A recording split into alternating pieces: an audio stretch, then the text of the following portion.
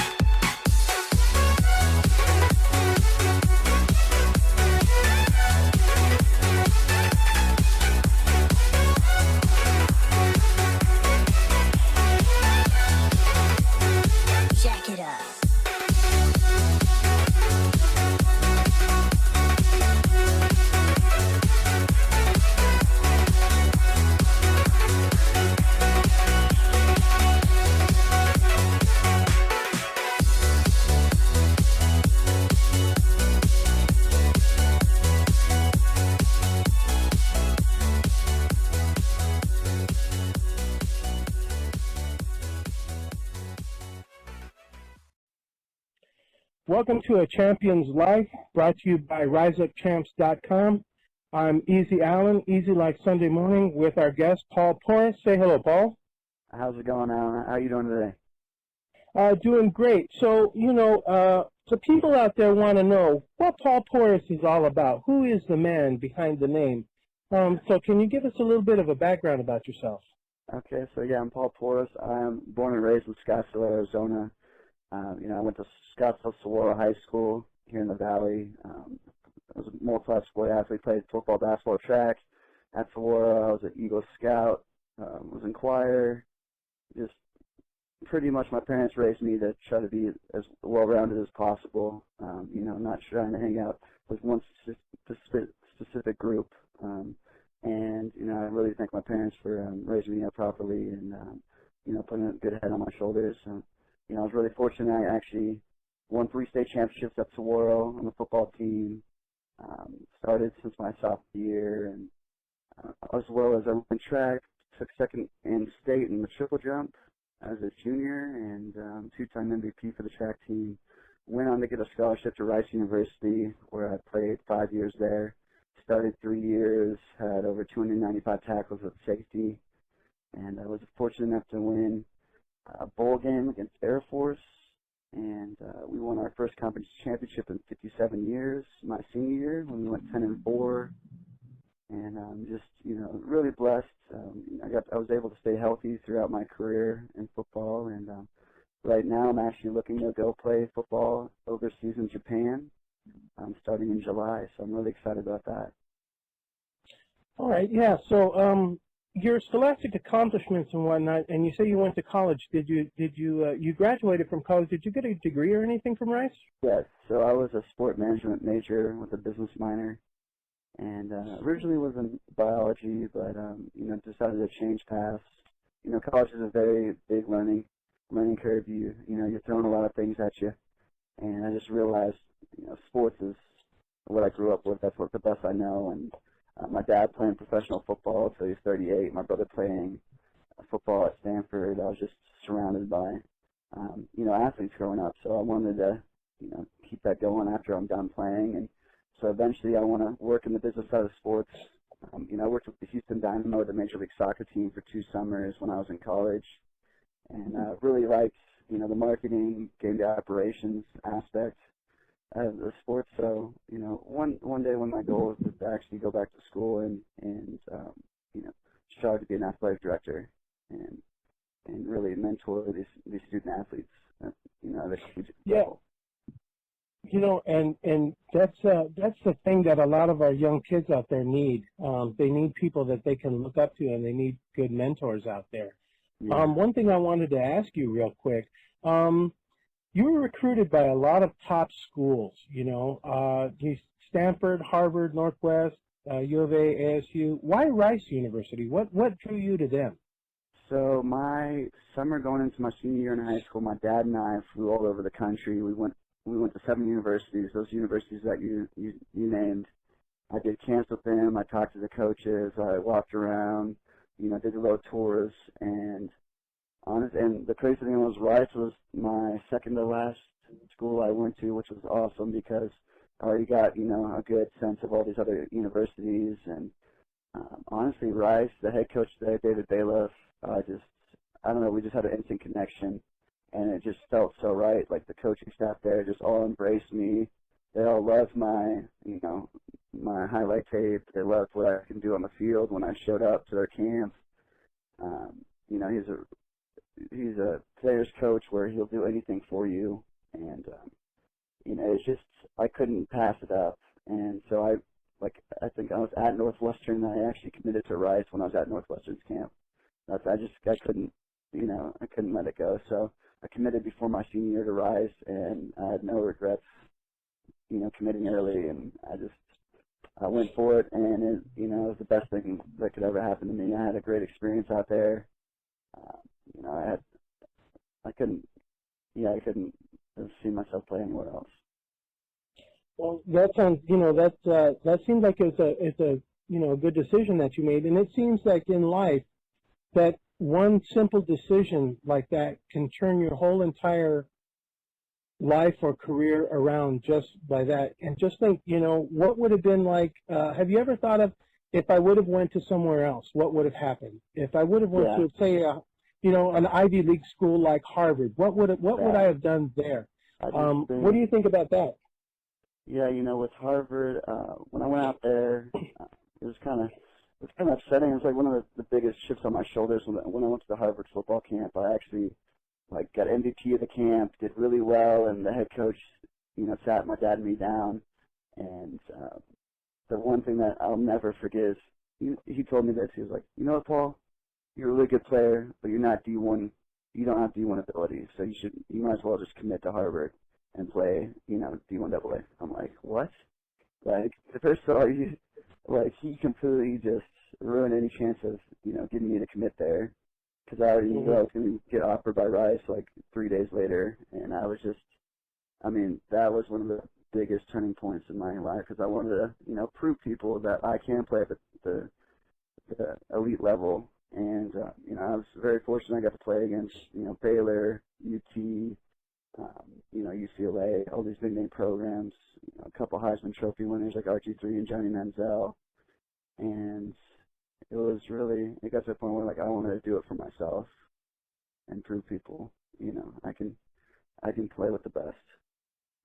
Right. Now as you're growing up, I know that there's a lot of things going on family-wise, because that's important. When you grow up with a family structure that kind of pushes you in the a right direction, or when you've got either guys that are family members or fathers or grandfathers that were either military or they were athletes in their day, and I know a lot of parents bring that to the table when they're athletes with their kids growing up. And your dad influenced you a lot, didn't he? Yeah, definitely. My mom and dad. So my dad, he played at University of Washington. He was the quarterback right after Warren Moon. And then he played 10 years in the CFL, played in the USFL. And the reason I was born in Scottsdale is because my dad was playing for the Arizona Wranglers when George Allen was out here, and Frank Kush. And so I was born out here, and then we lived up in Idaho, and he was coaching Idaho State. And it wasn't just my dad. My mom was my track coach. My mom was the one making sure that my brother and I were getting our grades down. It was definitely a combination of the two. And my parents are very competitive people. So I mean, I was playing 3 sports at one time growing up, but they're shuffling all over the place, and there was never downtime. So there was never time for me to make mistakes off the field. And I really credit them for keeping my head on straight throughout my experience through high school, and just really fortunate to have them both in my life. Wow. Now, it says your grandfather played football back in the old leather helmet days. Yeah. Yep. So I mean, that's way back in the really, the old-fashioned smash mouth football back then when you were wearing the leather helmets. Tell us a little bit about that. Yeah. So my grandpa, my dad's dad. Well, first of all, he was in the Korean War. He actually had a grenade blow up underneath him, and it's just another story where he was so close from dying, and now to look back at it, he's 89 years old, and I barely beat him in arm wrestling like 2 years ago. This guy's just built like an ox, and he's just one of the most competitive people out there. And if you ever talk to him, he's a very proud grandpa. He's so proud of all his grandson's accomplishments. And but yeah, he played in the leather helmet days. He was a linebacker. He was not afraid to rip people's heads off and come down and hit you. So I really think that mentality went through my dad and me, and it's fun hearing his stories. He was also a shot putter, and he was a pro boxer at one time as well. So genetically, I mean, I was built to do something athletically. So Yeah, it seems like you had the DNA of an athlete kind of put in there. Yeah, I always tell people my brother and I were bred to play football, so there's no getting around it. Yeah. So now with your siblings, it's just you and your brother, yeah? Yes, and my brother's 3 years older than me. So he was a senior in high school and I was a freshman. It was really cool. We actually, on the track team, I was the lead in the 4x4, and my brother was the anchor. So it was fun to actually be able to, be on the same level as my brother. Because he was my role model growing up, and unfortunately, when he was at Stanford, he was the same class as Richard Sherman and Toby Gerhardt coming into Stanford, and his sophomore year, he had a freak accident where he shattered his ankle in spring ball, and he could never play football again. So that really weighed heavily on me when I went to college, because my first game in college, I thought about playing for my brother because he never got to see the field in college, and it was a very emotional time, but it's definitely something that really powered me through. Yeah, I know, because sometimes when you're with your brother like that, you guys are inseparable sometimes, and I know that I'm sure you probably wanted to carry him along and say, hey, you know what? But do you feel like you're when you do your in your accomplishments of what you did, since he couldn't since college, did that drive you a little bit harder? Yeah, definitely. I feel like I had a lot of people on my back, just coming from Arizona, playing Texas college football. There's a lot of people wanting me to fail, wanting me to not succeed, and I just felt like there was definitely pressure there, but pressure. I love the pressure. I love all eyes on me, and I definitely relished in it. So it was. I wouldn't have had it any other way. I wanted to be there and make my mark. Well, what's one of your what's your quote, Paul? What's my quote? Yeah.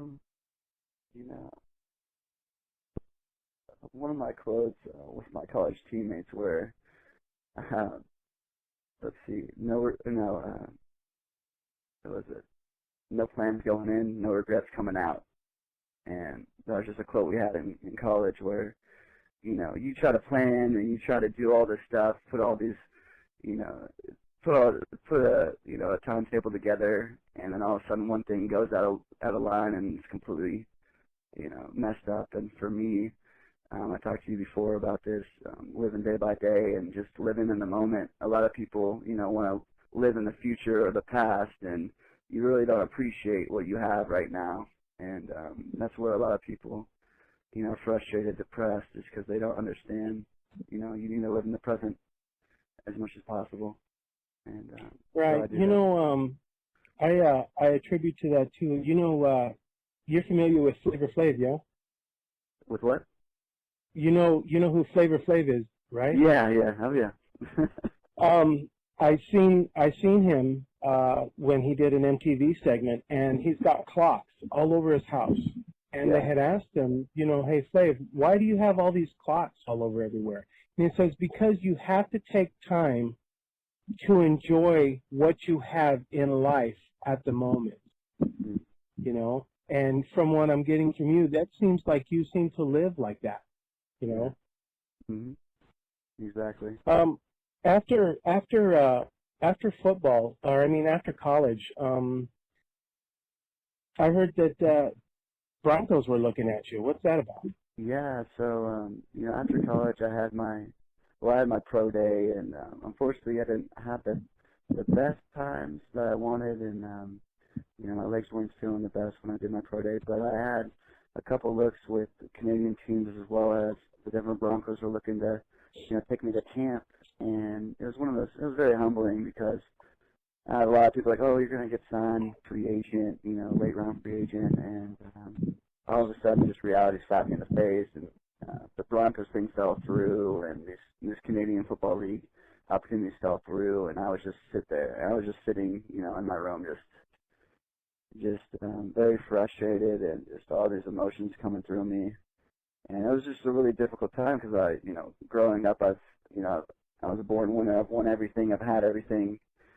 I've accomplished everything I've wanted. And the icing on the cake was to make it to the next level and do something, that my dad did. And I wanted to carry that legacy, and not only for me, but for my brother who couldn't do it. And so it was a really tough time for me. And one thing that, kind of pushed me through was social media.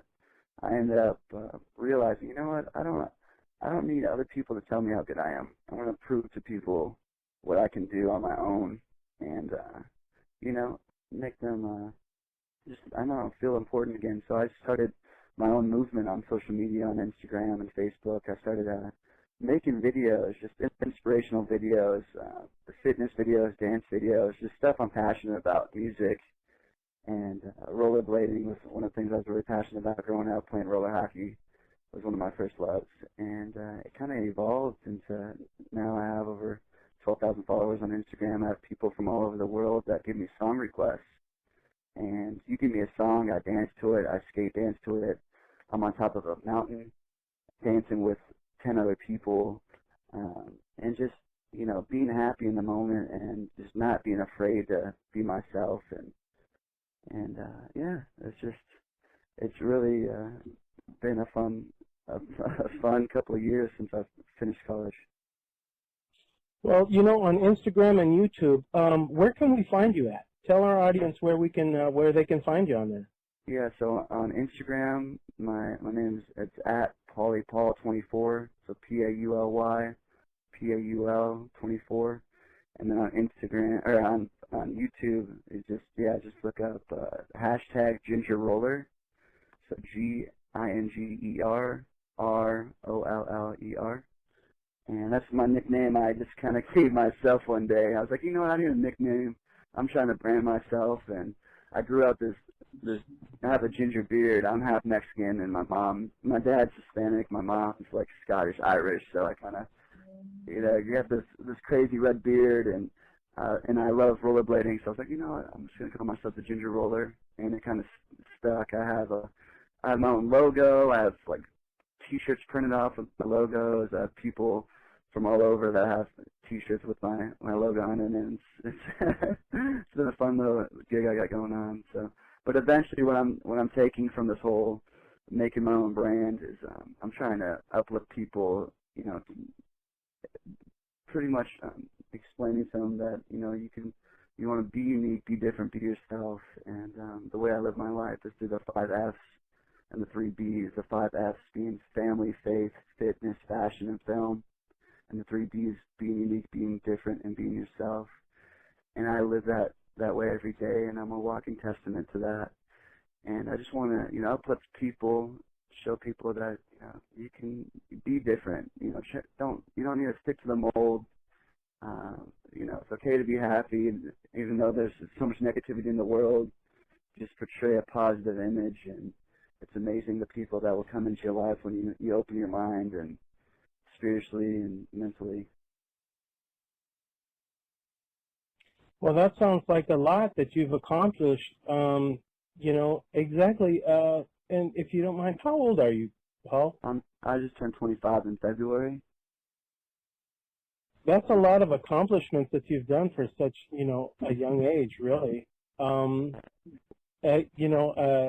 like you said, for the kids that are watching, or anybody that sounds like a really, really good inspirational story that you have out there, to not give up and to keep pushing forward, no matter what, and not let anything slow you down a little bit. If there's always bumps in the road, we've always, everybody's ran into them, but it seems like you've come to that hill a little bit and kind of powered through all that. It sounds like you've done that. Yeah, and and to say that, like, I've had, a lot of people outside looking in think, oh, you've had such an easy life. No, trust me, I've been through the ringer and back. And the thing is, like, I don't, it took a while for me to realize, but you can't dwell on the past. You can't dwell on what happened to you. When you're in high school and college, you have to move forward, and that's the biggest thing a lot of people get stuck on when they're in depression.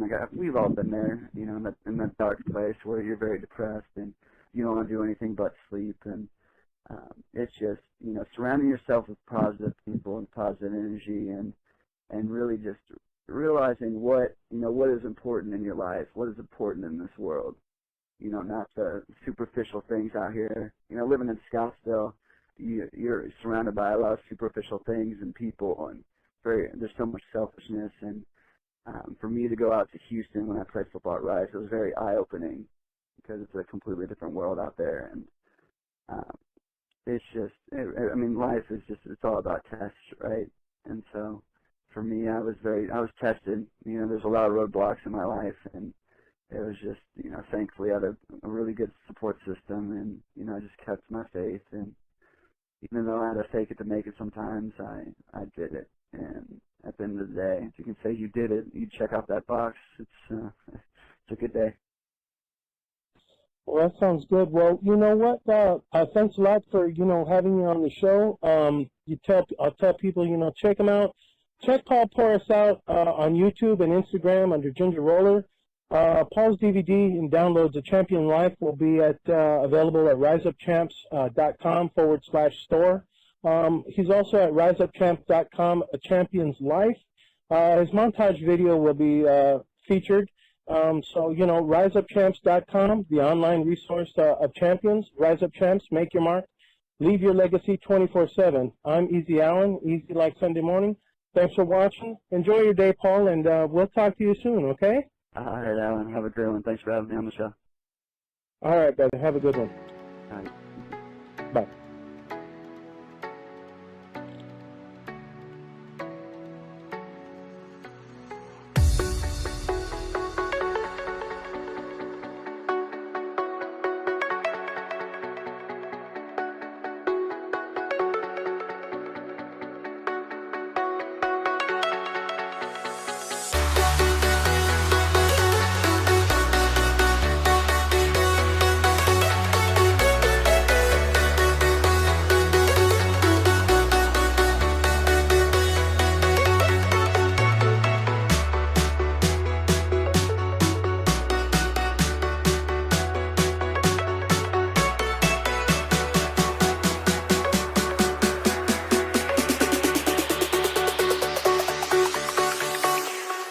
Jack it up.